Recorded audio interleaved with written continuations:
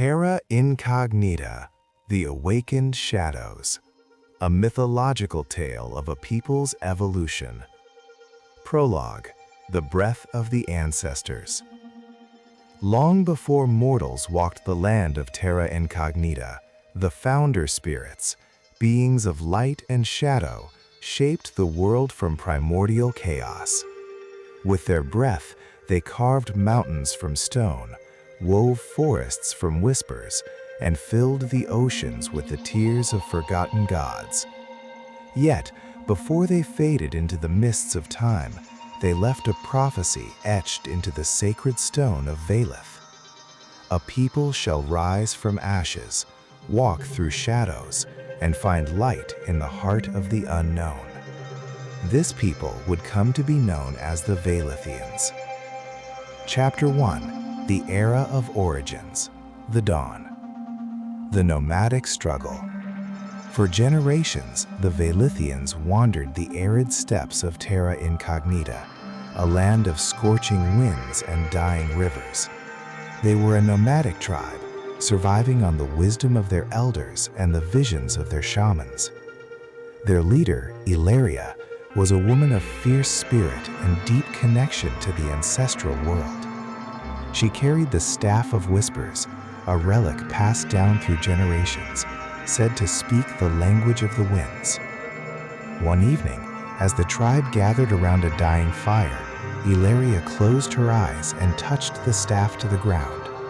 The winds howled, and in her mind's eye she saw a vision, a great tree with silver leaves, standing in a hidden valley beyond the broken mountains. The spirits whispered that this tree, called Eldrin, held the secret to their survival, but the path was guarded by the shadows of the past. The divided tribe. The tribe was torn. Kale, a warrior of unmatched strength, believed in Ilaria's vision and urged the people to march toward the mountains. "We have nothing left to lose," he declared, his voice echoing the desperation of their people. But Orlin, the tribe's sage, warned of the legends that spoke of the Desert of Whispers, a cursed land where the spirits of the dead wandered, hungry for the living. That night, the skies lit up with a shower of shooting stars, a sign from the ancestors. Ilaria knew it was their answer. "We go," she said, and the tribe followed. Chapter 2. The Era of Shadows, the Crossing. The Desert of Whispers. The journey was worse than any had imagined. The Desert of Whispers was not just a wasteland of sand and stone, it was a living nightmare. The winds carried voices of the dead, and the dunes shifted like waves, revealing glimpses of those who had perished in the deserts in Greece. Worst of all were the Whisperers, shadowy creatures that slithered through the night, their hollow eyes glowing like embers. They fed on fear, and their touch drained the life from their victims. On the seventh night, as the tribe huddled together for warmth, the Whisperers attacked. Kale stood at the front, his spear gleaming in the moonlight. "Run!" he shouted, turning to face the creatures alone. He fought with the fury of a man who knew his end was near, and as the shadows closed in, he drove his spear into the sand. A crack of golden light erupted from the ground, driving the Whisperers back. Kale fell, his breath fading, but his sacrifice had bought the tribe time. "Go," he whispered, before the desert claimed him. The Valley of Eldrin. After 7 moons of wandering, the survivors reached the Valley of Eldrin. There, standing tall and radiant, was the silver-leafed tree from Ilaria's vision. But the valley was not empty. A great crystal wolf, its fur shimmering like starlight, stepped from the shadows. Its name was Silfar, an ancient spirit bound to the tree. "You have come far," Silfar spoke, his voice like the rustling of leaves. "But to stay, you must prove your worth. Plant a seed of Eldrin in your heart and let it grow." Ilaria understood. The tree was not just a source of life, it was a test. She plucked a silver leaf and pressed it to her chest. The leaf dissolved into her skin, and she felt a warmth spread through her body. The others followed, and as they did, the valley bloomed around them. Chapter 3. The Era of Light, the Rebirth. The birth of a new people. The Valethians built their home in the shadow of Eldrin. They learned to cultivate the land, to weave the silver leaves into cloth, and to listen to the wisdom of Silfar. For the first time in generations, they knew peace. But their tranquility was short-lived. One day, a war party of Zorthians, a rival people clad in copper armor, marched into the valley.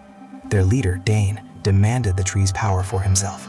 "Its light belongs to the strong," he declared, his sword drawn. Ilaria stepped forward. "And what of the wise?" she asked. Dane sneered. "Words won't fill our bellies or warm our homes." Instead of fighting, Ilaria proposed a challenge. "Whoever can make Eldrin's seed grow from the barren stone of Valeth shall claim its power." Dane agreed, confident in his strength. But when the Zorthians failed, Ilaria knelt before the stone. She whispered to it, then pressed a single tear, a tear of Silthon's essence, into its surface. A sprout burst forth, golden and bright. The Zorthians fell to their knees in awe. The United Tribes. From that day, the Valethians and Zorthians became one people, the Eldrinians. Together they built a city around the tree, their knowledge blending like rivers into the sea. Ilaria became the first keeper of the roots, a guardian of the ancient wisdom. For centuries, the Eldrinians thrived. They mastered the art of crystal forging, using the energy of Eldrin to create tools and temples that gleamed like the stars. They developed a written language, carved into the bark of the great tree, and their sages uncovered the secrets of the heavens. But prosperity attracts envy. Chapter 4. The Era of Stars, the Ascension. The Sky Devourers. From the depths of the cosmos, the Sky Devourers came, beings of hunger and darkness who fed on the lights of worlds. They descended upon Terra Incognita like a storm, their forms shifting between smoke and shadow. The Eldrinians fought bravely, but their weapons were useless against such foes. The current keeper of the roots, Lyria, a descendant of Ilaria, stood before the tree as the Devourers closed in. She knew what had to be done. The tree's power could seal the Devourers away, but it would cost Eldrin its life. "We were never meant to be immortal," she said to her people. "Our strength lies in our ability to change, to sacrifice, to begin anew." With a final prayer, Lyria pressed her hands to Eldrin's trunk. The tree's silver leaves turned black, then crumbled into stardust. The dust swirled around the Devourers, trapping them in crystal prisons that fell from the sky like comets. The scattering of seeds. As Eldrin died, its seeds scattered on the wind. The Eldrinians, now mortal once more, understood the prophecy at last. They were never meant to stay in one place. They were meant to carry the light into the unknown.